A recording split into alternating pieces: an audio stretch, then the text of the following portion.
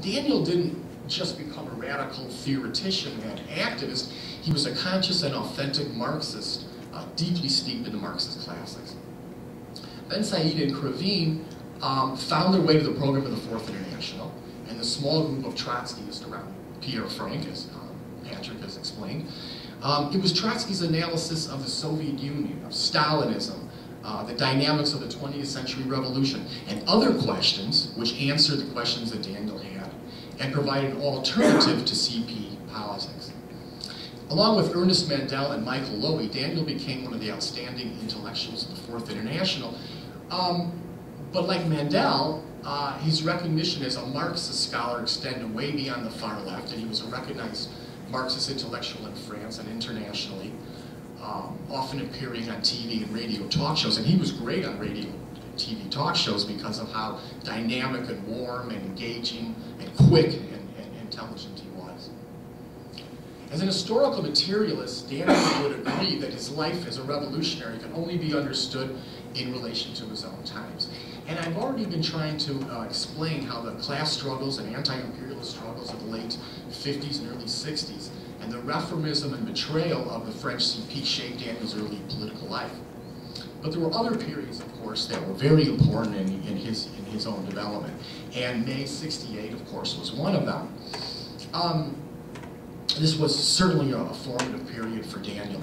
And along with Cohn-Bendit, and he had been a founder, as Patrick explained, of the March 22nd movement in the Nanterre campus of the French university system in 1968.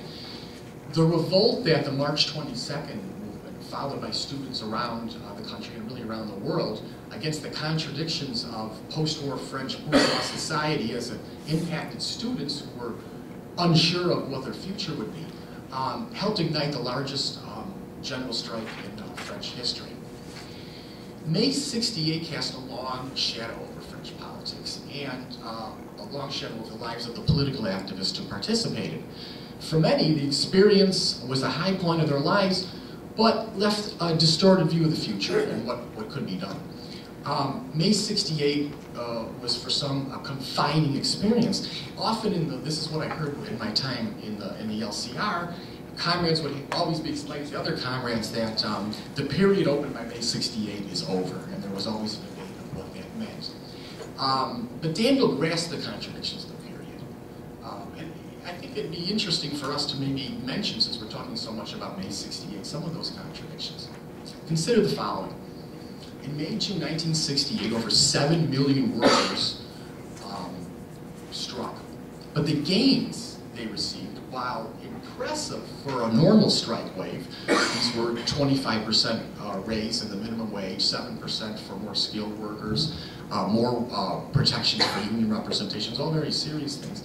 But they seemed to pale in comparison of what might have been achieved given the scope and the depth of the strike.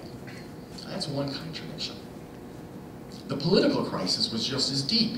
The president at the time, de Gaulle, had to flee, felt he had to flee to the French military base at Baden-Baden. But a month later, in new parliamentary elections, the victors are the Gaullists, the same party that had looked like they were on their way out. So these were some of the great contradictions of the period, and they were difficult for a lot of people who participated in the events to understand.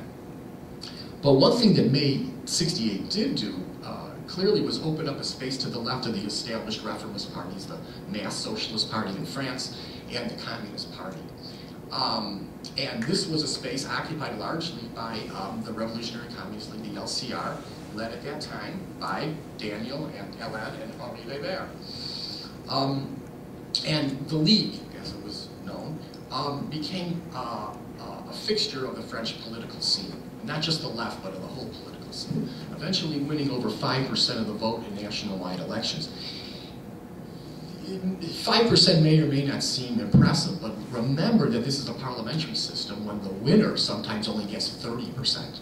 So 5% was really very, very impressive. And of course, the League was also not much more than an electoral force. They were involved leading worker struggles and important social movements. One of Crevin's books is called Ça passera avec l'âge, which we could translate as, I don't think it's been translated in English, but we could translate it as, you'll get over it as you get older. And I think a lot of the people in this room have been hearing that. And, well, we're still here, and Daniel's still here. Lots of people that were involved in May 68 took all sorts of different routes. Some left politics altogether. Some figured out how to make money. Others went on to careers as Socialist Party members of Parliament and advisors to ministers, people in very, very important positions in the French state, including Henri Weber.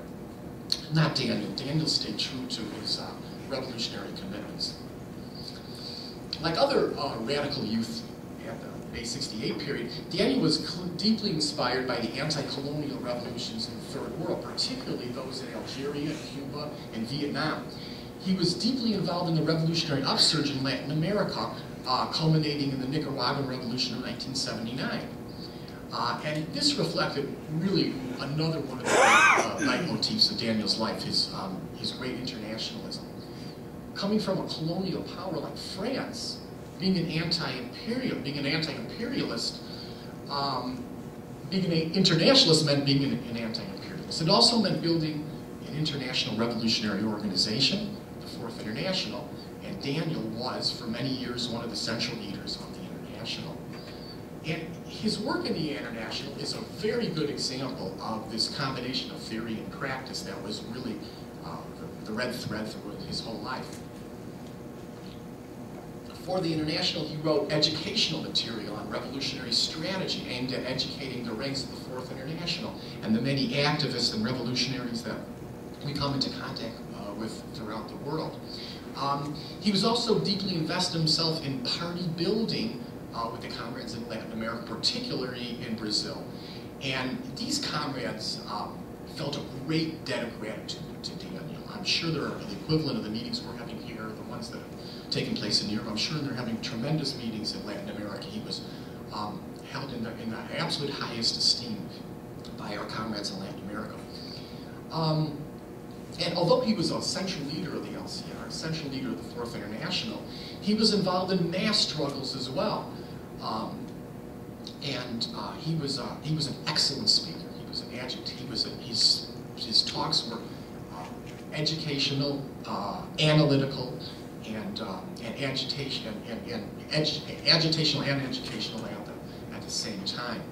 I remember riding home on the metro in Paris with the longtime leader of the Fourth International, Livio Maitin. It was a meeting that was held at the Mutualité meeting place, the same place where thousands gathered on January 24th to honor Daniel. And he gave this talk about the treaty that was being put in place for the European Union. And he explained brilliantly how this was, how it's anti-immigrant dynamics and anti-worker dynamics. And he proposed a very rich and very appealing alternative to capitalist Europe. And I told Livio how impressed I was, and he just looked at me and said, well, he's always brilliant. And he was, and he really was. The LCR was never satisfied with the slice of the electoral pie that it had achieved, nor in its influence and occasional leadership in mass movements. They took their goal of building a mass revolutionary party and international seriously. The League and its leadership were always looking for a way to find other revolutionary forces with which to merge. And sometimes their efforts didn't seem to amount to very much. I remember the campaign back in 1990 with Pierre Jucan, who was a dissident CP leader. And they were very excited about it. They were hoping that the audience that Jucan had as a CP leader who was not moving left might really help them break out of the corner they were in. It didn't really amount to much. And there were other events. There were other examples of this. It didn't always work out. But one of the last things that Daniel was involved in, which was the formation of the new anti-capitalist party. A little over a year ago, the LCR dissolved itself into the NPA, and they've gone from an organization of about 2,500 to about 10,000, so they quadrupled themselves.